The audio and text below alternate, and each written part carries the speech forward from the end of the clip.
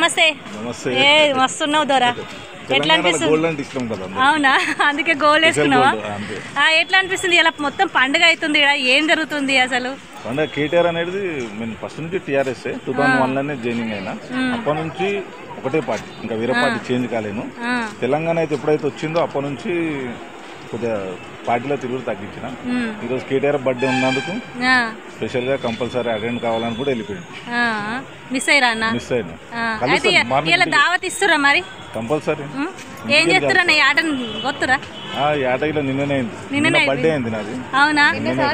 ఓమో, నిజంగా సార్కి విషయం చెప్పుర్రి జరా. నిన్న బర్త్డే అయింది, ఇలా కేటీఆర్ బర్త్డే. అబ్బోయి మంచి కలిసి వస్తున్నాయి కదా.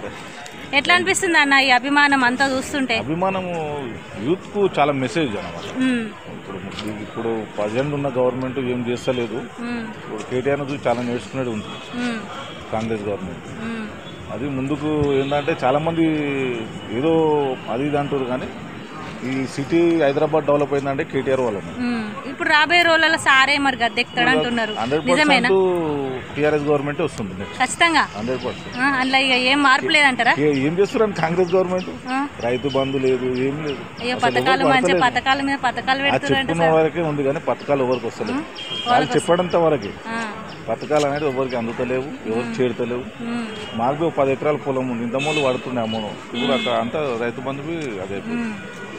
అంటే ఇప్పుడు మళ్ళీ ఖచ్చితంగా కేసీఆర్ సార్ వస్తాడని ఖచ్చితంగా అంటారు. సుశీరానుల్లా మంచిగా కోరుకుంటుండే సార్ అయితే. ఎంత మనసు గల్లోడు, నిజంగా గొప్ప మనిషి ఉంది సార్కి అయితే. ఖచ్చితంగా కేటీఆర్ సారు సీఎం పదవి ఎక్కుతాడని అంటుండు. హ్యాపీ బర్త్డే కేటీఆర్ గారు. Thank you. లైక్ చేయండి, షేర్ చేయండి, సబ్స్క్రైబ్ చేయండి. మరిన్ని వీడియోల కోసం బెల్ సింబల్ పై క్లిక్ చేయండి.